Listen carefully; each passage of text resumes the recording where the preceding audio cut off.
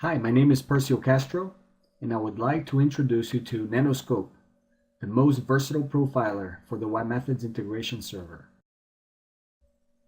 Now, before we talk about Nanoscope, let's first understand the problem. Whether using the Web Methods platform to host enterprise services, orchestrate business processes, exchange transactions with partners, integrate internal applications, or even host web pages on My Web Methods, the vast majority of the code supporting these efforts will likely be hosted on the Web Methods integration server. And given this critical nature of the integration server, it is utterly important for you to have visibility into the behavior and performance of your services. Today, we're plugging along, creating our services as happy as we can be until we run into a performance problem. And then we realize we're flying blind. And believe me, no matter the platform, you will run into performance challenges. And that's true for Web Methods as well. The question, however, is how do you handle these challenges? We often see that people panic and start taking wild guesses at the root cause. They start changing undocumented server settings and tweaking obscure JVM options. And when these changes don't actually make things worse, which they often do, they usually make an insignificant improvement. And that's because the root cause of most performance issues is in the application code itself. But how do you find that bottleneck in your code? Many again resort to taking wild guesses, while others resort to a more scientific but tedious task of adding logging statements and timing steps to their application in a desperate attempt to find the proverbial needle in the haystack.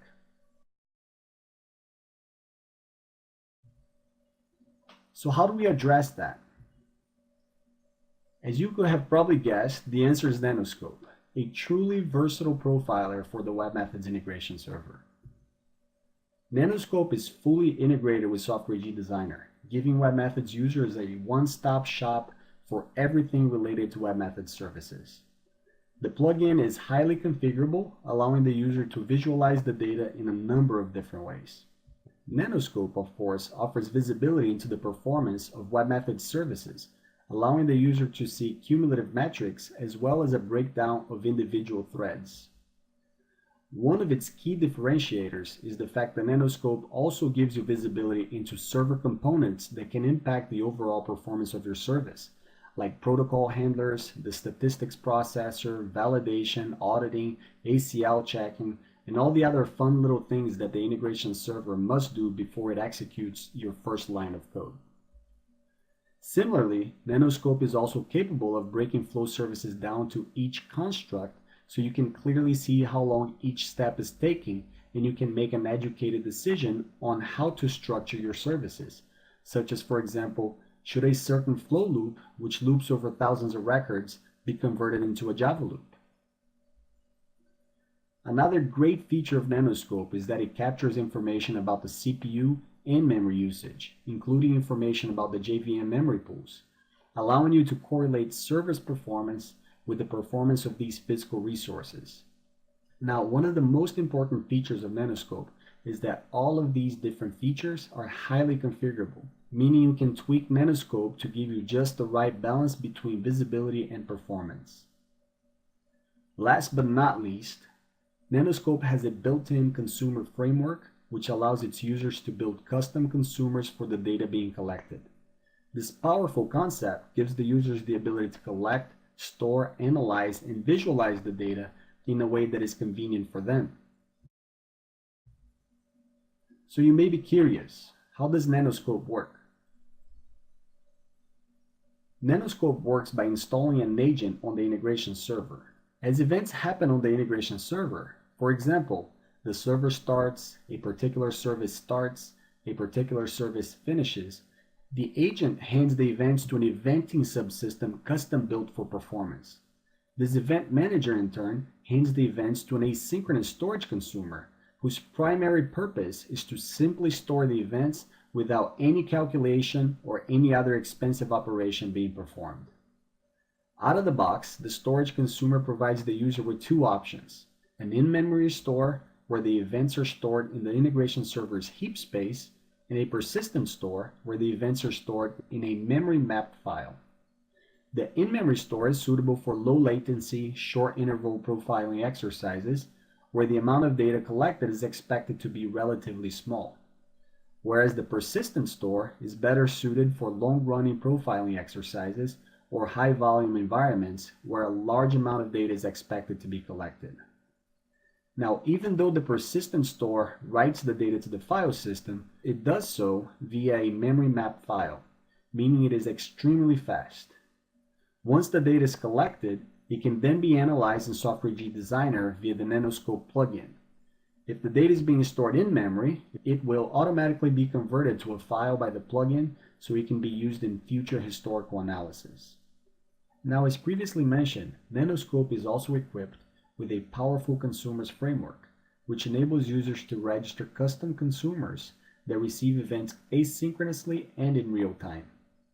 A few sample consumers are provided out of the box, including a JDBC consumer, which persists events to a relational database, a JMS consumer, which sends the events to a JMS keyword topic, and an Elasticsearch consumer, which posts the events to Elasticsearch, making them available to tools like Kibana and making incredible dashboards possible. This framework allows the users to tailor the experience to their own needs and preferences, but it also enables different deployment configurations. For example, a user can choose to turn off the consumers completely so that events are persisted and consumed by the plugin only. Conversely, a user may choose to turn off the storage consumer and only send events in real time to a destination of his or her choosing. The framework also enables users to decouple data collection from data visualization, keeping the integration server free of unnecessary charting libraries. And finally, the framework enables distributed deployments. For example, in this picture we have two integration servers on the left, in which the Nanoscope Event Manager is simply routing the events to a JMS consumer, which in turn routes it to universal messaging. A third integration server can then subscribe to these events and persist them as needed for further analysis. This architecture is powerful for a couple of reasons. One, by not storing the events on the integration servers on the left, you're able to greatly reduce any overhead that profiling may impose on business applications running on those servers. And two, by routing the events to a common destination, you can now combine events across an entire cluster, allowing you to analyze the cluster as a whole instead of only being able to analyze the servers in isolation. Now, so far it's been all talk, so let's walk the walk and see it in action. So in order to show Nanoscope to you, I have to run some data through it. So I have a local integration server here. It's integration server 9.12, which is the most recent version to date. And I created a small demonstration package on this integration server so that I can pump some data through some services and show you some of the visualization and analytics that Nanoscope provides to you. So let's first take a quick look at that package so that you're familiar with it and you know what we're running and why. So if I open up my designer workspace here and switch to my service development perspective, you see that I have a package called NT Nanoscope Demo. Inside this package, I have some very simple services. I have a RESTful endpoint, which accepts an order as input, and then will do some very basic things to the order. It will, for example, convert the JSON string to a document, and then we'll call the process order service, which in turn will check to make sure that if the order is duplicate. If it is duplicate, then it's going to return an error. Otherwise, it's going to persist the order. That's basically it. This is the service that we'll be executing in order to demonstrate Nanoscope. Now, I would like to show a couple of things to you. One is the Nanoscope plugin, the ability to pull data from the server and analyze it within Software AG Designer. But also I want to show you the consumer framework. And I'll do that by demonstrating one of the consumers that I mentioned to you during the presentation, which is the Elasticsearch consumer. So this Elasticsearch consumer is currently enabled on the integration server, and as we pump data through the integration server, that consumer will receive it and will post it to a local Elasticsearch instance that I have running, and then I will demonstrate that by showing you a Kibana dashboard that I built on top of that Elasticsearch instance.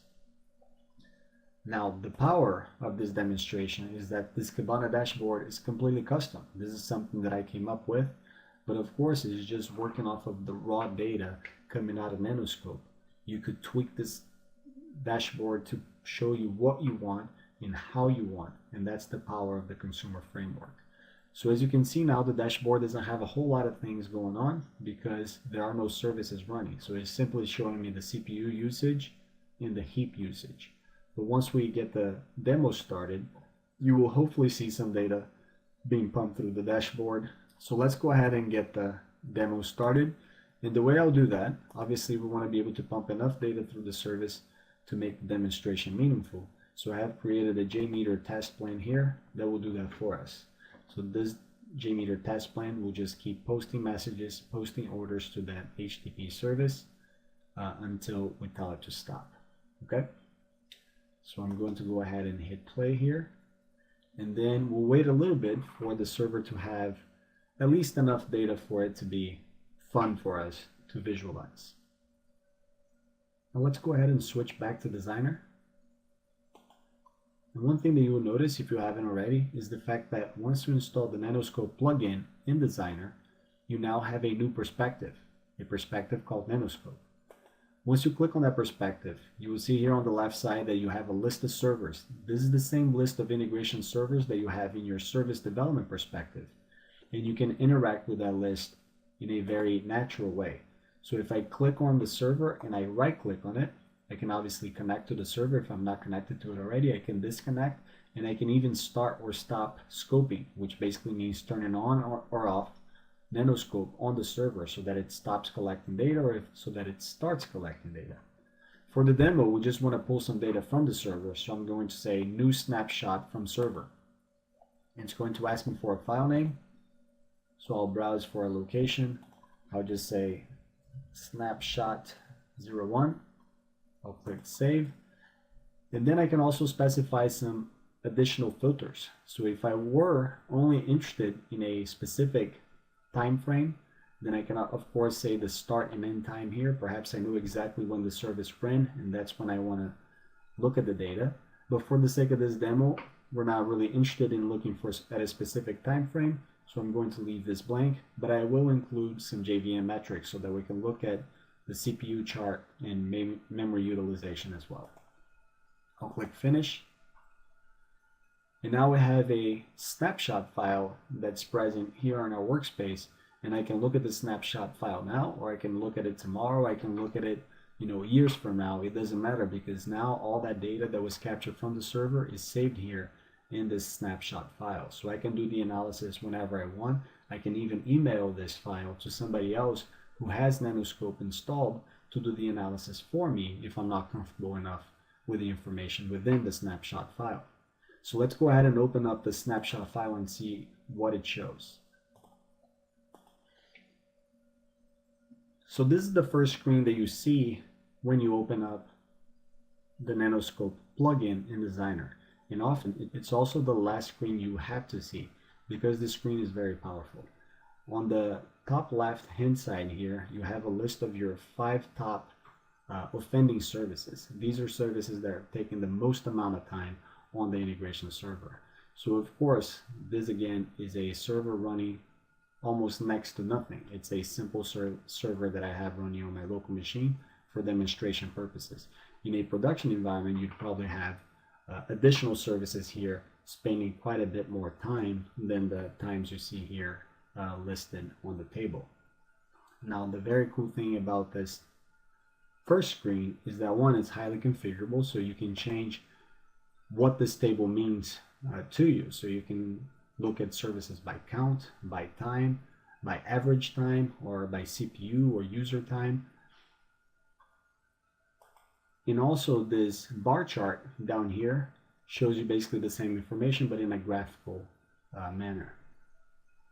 Now the most important part about this screen is how this table reacts and interacts with this pie chart, and I'll show that to you.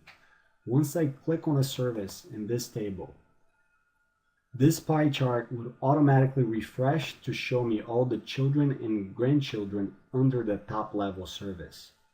And it will show me the time taken by those services based on self-time, which means the time taken by that service alone without counting time taken by the children. And what this allows you to do is look at services that are the biggest offending services in an entire call tree. Those are your bottlenecks. So if you need to focus or if you need to find a bottleneck within a top level service, that's what you want to do. You want to look at this pie chart and see which slice is the biggest. Now, the cool thing about this pie chart is you can do different things. You can, for example, hide the label to make the pie chart bigger. You can also group the services using different parameters. So right now we're grouping all services that are taking less than 20%.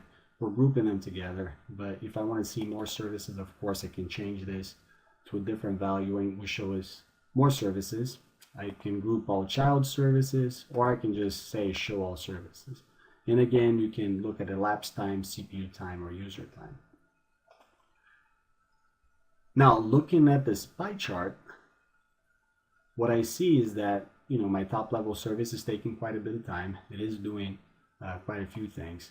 But then my check for duplicate service is also taking quite a bit of time, taking 17% of the time.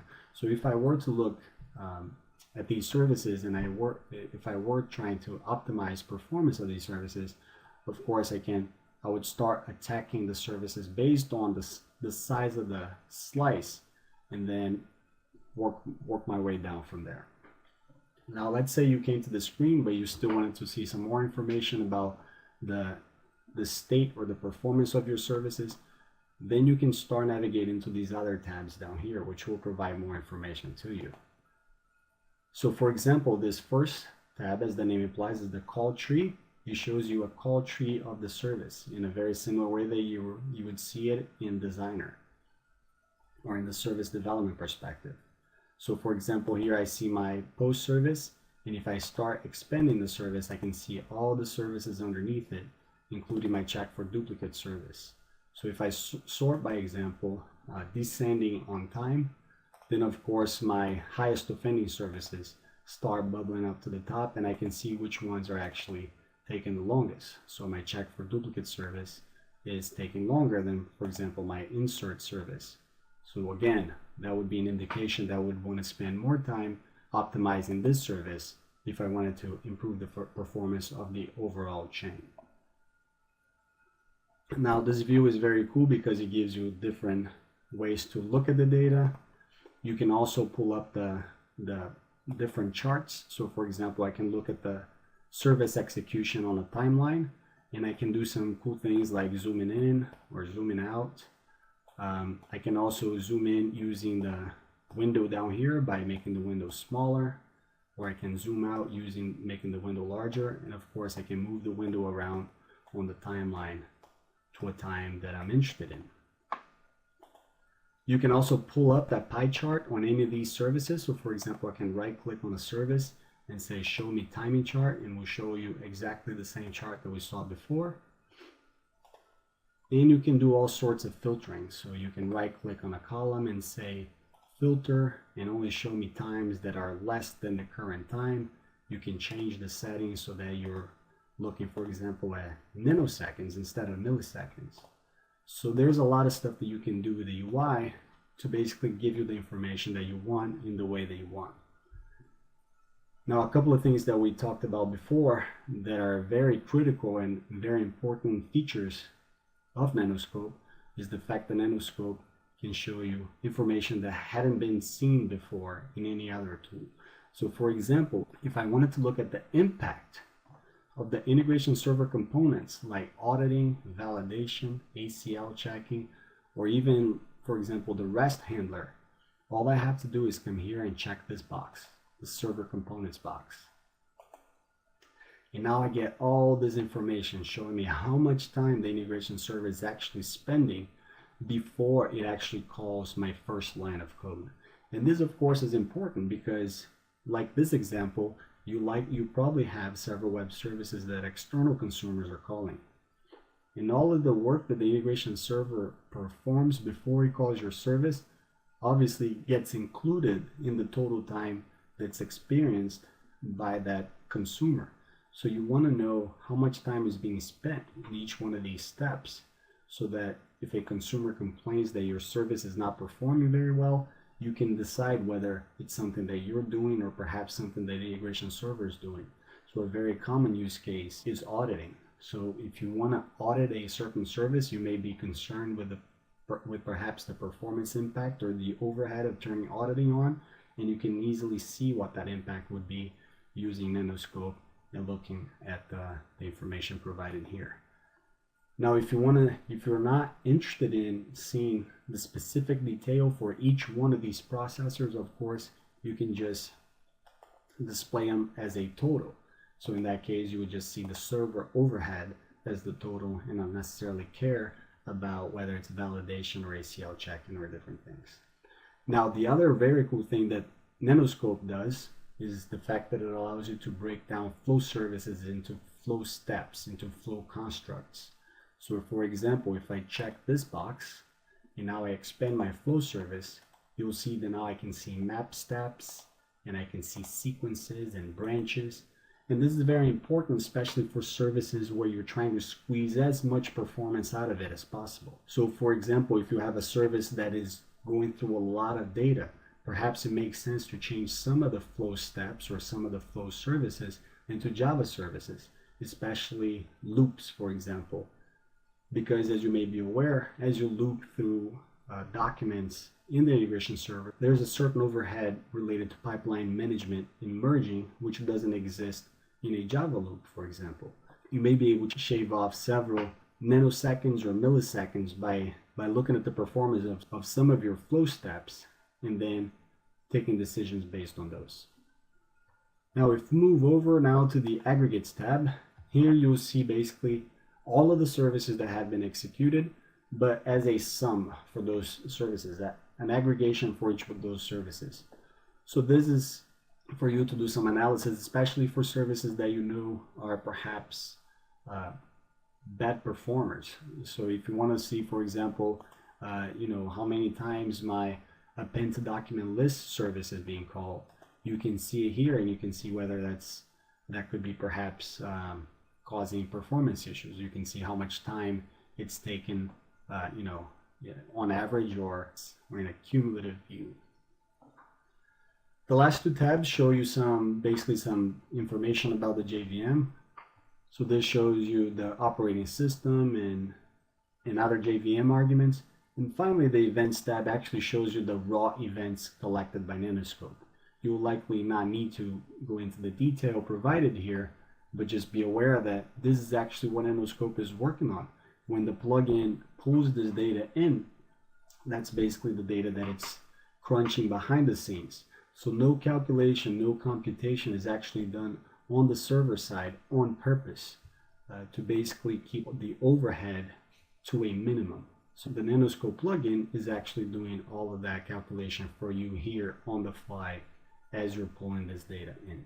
Now, one last thing that I would like to show you from the Nanoscope Designer plugin is something that we've already briefly seen on the dashboard, which is Nanoscope's ability to capture CPU and memory utilization, and perhaps more importantly, to correlate that information back to the service usage.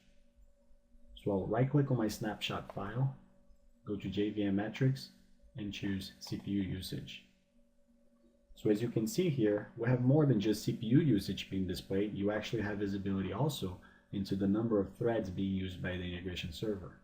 You can see exactly what each line means by clicking on this drop-down arrow here, which shows you the legend for the chart. So we're currently looking at current threads, daemon threads, CPU percentage, and GC activity.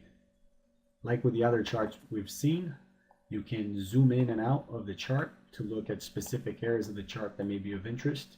So for example, this time we appear to have had a hike on the CPU percentage.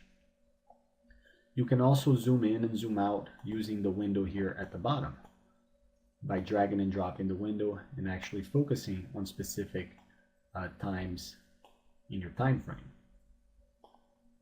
Now, like we have talked about before, perhaps the more interesting thing about this capability is the fact that you can correlate this information to the service usage information at the top. So let's switch back to our call tree and see what that looks like. Now currently the call tree is showing a cumulative view, meaning that it's aggregating all the metrics based on the service name. Now if you want to see specific instances of the services and understand what was happening on the server when those specific instances were running, all you have to do is, for example, uncheck this cumulative tree checkbox, and now you can see all the different instances that were running on the server at that time. So for example, I can just simply sort by start time and start taking a look at what was happening to the server at specific points in time when these services were being executed.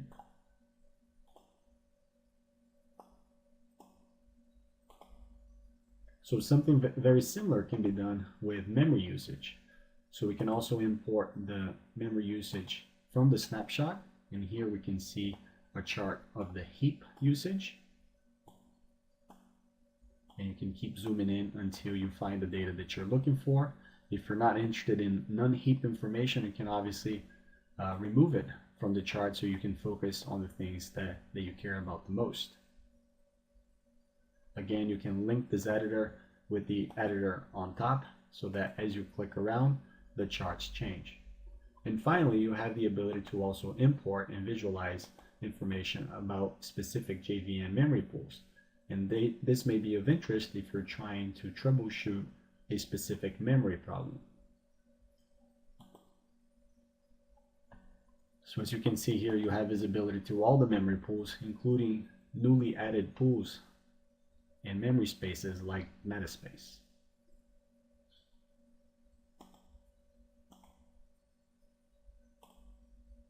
So now that we have looked at the plugin and all the information that it can show you, let's take a quick look at the dashboard and see what kind of information is popping up there.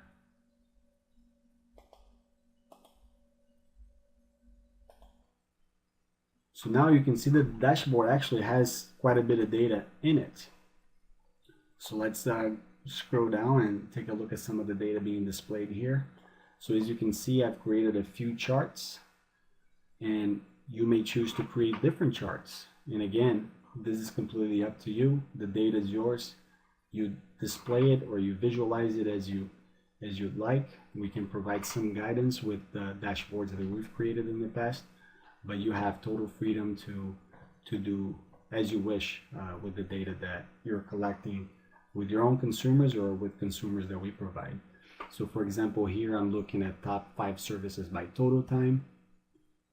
I can see that my post service is obviously taking quite a bit of time since that's my top level service, but perhaps I want to look at self time. So what is self time telling me? Well, self time tells me a very different story. So self time is actually telling me that check for duplicates is now taking 74% of the time. If you recall, when we pulled the snapshot in Designer, back then it was taking around 17% of the time, and now it's taking 74% of the time because we waited a little longer to come to the dashboard to look at the data. So obviously there seems to be an issue with the check for duplicate service, and in fact there is, because I created it, and I created with an issue on purpose for this demonstration. That service is using a pen to document list to basically compile a list of the orders, and of course over time, as you use a pen to document list over and over and over again, it becomes a performance hindrance. So that's what we're seeing here. And then if you want to look even further into top 5 services by self CPU time, so this means we only care about how much time the service is spending on the CPU itself, then again, check for duplicates is a service that's taking a long time. So if I was looking for a bottleneck in that web service in my RESTful endpoint, I have found it. It's my check for duplicate service, and I should check that service, and I should rewrite it or reorganize it so that it performs a little better. Now again, just to demonstrate the power of decoupling the visualization from the profiling itself, as you can see, you can visualize the data in a number of different ways, of course, completely up to you. Bar chart, line chart, or again, you can have a tabular view similar to what we have from the designer plugin itself, where you can look again at services based on self time, and you can do some sorting here. Check for duplicates again, one more time, showing as our culprit. Now, to wrap up the conversation about the power of this consumer framework, I just want to demonstrate the fact that using something simple like the Elasticsearch consumer, now I can bring rich visualization to the integration server admin console itself. So if you have an administrator that's used to the integration server admin console, but perhaps is not comfortable going to a tool like Kibana, you can actually put in all of the information at his fingertips in a tool that he's comfortable with. So here I'm going to navigate to the Nanoscope package, and I'll show you that all of the information that we were just looking at can be easily made available right in here for him.